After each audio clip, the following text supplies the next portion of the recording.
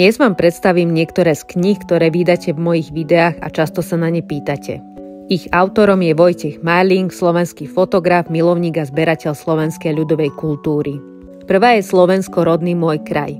Táto publikácia sa venuje predovšetkým všeobecne Slovensku, národu, predstaveniu architektúry a jednotlivých remesiel, ktoré boli špecifické pre ľudovú kultúru.